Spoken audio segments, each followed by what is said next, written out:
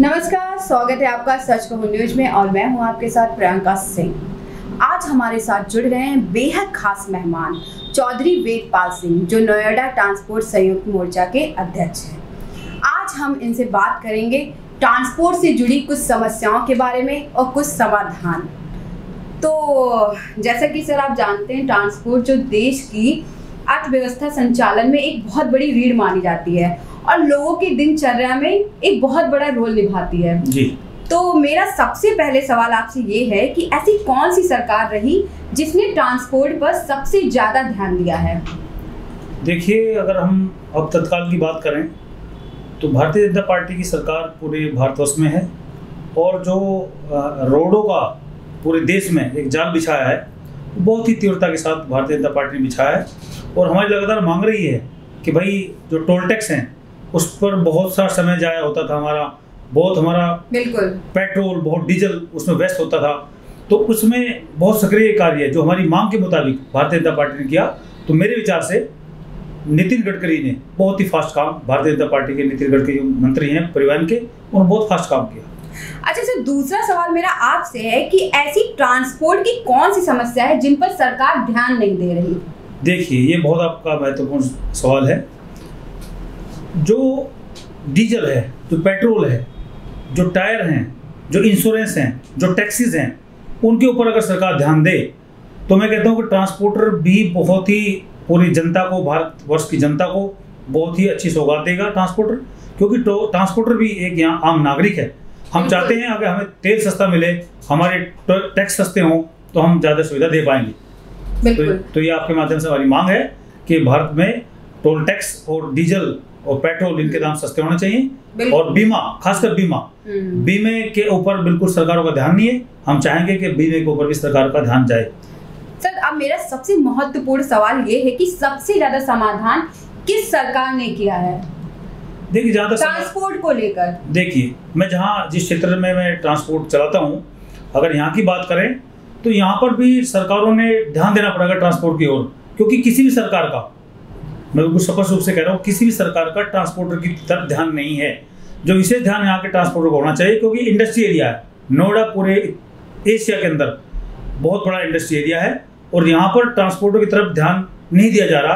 तो मेरी मांग है ये कि ट्रांसपोर्टर के ऊपर विशेष ध्यान दिया जाए। और अच्छा, यानी आपका कहना है कि लोकसभा चुनाव में नोएडा में ट्रांसपोर्ट को लेकर कोई मुद्दा नहीं उठाया जा रहा है? बिल्कुल कोई मुद्दा नहीं है, बिल्कुल नदारद कर दिया गया हमें ट्रांसपोर्टर को, क्योंकि ट्रांसपोर्टर तो रीढ़ की हड्डी है। ट्रांसपोर्ट के बिना ना दूध आ सकता, ना सब्जी आ सकती, ना मकान आ सकता, ना सीमेंट आ सकता, ना कोई सामान। आदमी पार्टी की दिनचर्या में वो शामिल है। हमेशा का आना जाना। बिना ट्रांसपोर्ट के कोई भी चीज संभव नहीं है, चाहे वो मकान की दीवार बननी हो, चाहे किसी का सामान जाना हो। लेकिन ट्रांसपोर्टर तक किसी सरकार का ध्यान नहीं।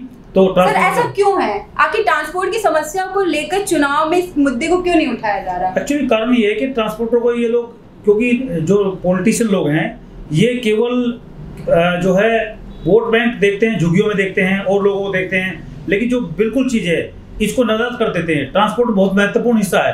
अगर ट्रांसपोर्ट को ध्यान देगा तो ट्रांसपोर्ट एक तरफा, जो भी इनका ध्यान देगा, सरकार में जो भी पार्टी हो, कोई पार्टी अगर ट्रांसपोर्ट ध्यान देगी तो पूरा ब्रांड फेयर करके उनको समर्थन देंगे ट्रांसपोर्टर। अच्छा, आपके हिसाब से ट्रांसपोर्ट में ऐसी कौन सी समस्या है जिसे आप ज्यादा महत्व देना चाहते हैं और आप चाहते हैं कि कोई भी सरकार आए उस समस्या का हल निकाले? देखिए, सबसे सुगम है कि टैक्स जितने भी हैं उनके ऊपर पारदर्शिता होनी चाहिए, उनके अंदर छूट होनी चाहिए। और दूसरी जो बीमे हैं, जो बीमा कंपनी को दे रखे हैं, वो बहुत ही बेतरीके से बीमा ठोकते हैं ट्रांसपोर्टर के ऊपर और ट्रांसपोर्टर को अन्याय होता है। और सुविधाएं बहुत हैं कि जितना यहाँ से बसें चल रही हैं उनके ऊपर बहुत ही ध्यान देना चाहिए। और जो ट्रक्स हैं हमारे, उनके ऊपर जो लूट हो रही है सड़कों पर, उनको रोका जाता है जगह जगह, उनको जो है मारपीट की जाती है, उनको भी बंद करना चाहिए। बिल्कुल सही। सर, अब मेरा आपसे सवाल है सबसे लास्ट कि ट्रांसपोर्ट व्यवसाय में ट्रांसपोर्ट का कितना टर्नओवर है नोएडा में? नोएडा में तो करोड़ों रुपए का, कई करोड़ रुपए का टर्नओवर है। नोएडा तो पूरे भारतवर्ष में नोएडा से गाड़ियां जाती हैं, माल जाता है, कच्चा माल यहाँ से मुंबई, कलकत्ता, बनारस, पटना, ऐसा कोई देश का शहर ही नहीं है, ऐसा कोई देश का राज्य नहीं है जहाँ पर नोएडा से माल जाता और आता ना हो।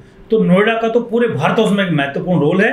और ट्रांसपोर्टर जो है यहाँ का ठगा महसूस करता है अपने आप को कि सरकार ने इनके ऊपर ध्यान नहीं देती तो मैं निवेदन करूंगा आपके माध्यम से कि सरकारों को ट्रांसपोर्टर के ऊपर भी ध्यान देना चाहिए। बिल्कुल बिल्कुल ध्यान देना चाहिए। और सर मेरा ये भी सवाल है आपसे कि ट्रांसपोर्ट को लेकर आपकी संस्था किन किन समस्याओं को दूर करे और किन पर ध्यान दे रही है आपकी संस्था? देखिए, हमारी जो संस्था है वो नोएडा ट्रांसपोर्ट संयुक्त मोर्चा है। हमने 14 वर्ष पहले ट्रांसपोर्ट की सुविधा के लिए, क्योंकि यहाँ पर इंडस्ट्री एरिया है, यहाँ पर हजारों की तादाद में वाहन है, बसें हैं, ट्रकें हैं, टेम्पूज हैं, सब चीज़ें हैं, तो यातायात को लेके आए दिन एक्सीडेंट होते थे, दुर्घटनाएं होती थी। उनको समय समय पे हम जो है अभियान चलाते हैं लोगों को जागरूक करने के लिए। और उसके बाद हमने बहुत 14-15 वर्ष पहले नोएडा में ट्रांसपोर्ट नगर की एक मांग की थी, जो पिछले सरकारों ने भी हमारी बात सुनी, और इस सरकार के माध्यम से भी हमें ट्रांसपोर्ट नगर की व्यवस्था बन गई है। और उस ट्रांसपोर्ट नगर में जब हम बस जाएंगे तो जितने भी हमारे लोग हैं उनके परिवारों के लिए, उनके रहन सहन के लिए, उनकी बेस्ट सुविधा के लिए हम जो है लगातार कैंप लगाते हैं, सिस्टम बनाते हैं, ताकि यहाँ की जो व्यवस्था है सुचारू रूप से चल सके। ये हमारा संगठन हमारा काम करता है। तो सर बहुत बहुत धन्यवाद आपका हमारे इस चैनल में आने के लिए। बहुत बहुत धन्यवाद। तब तक के लिए देखते रहिए सच कहूं न्यूज। मैं प्रियंका सिंह। बहुत बहुत धन्यवाद आपका।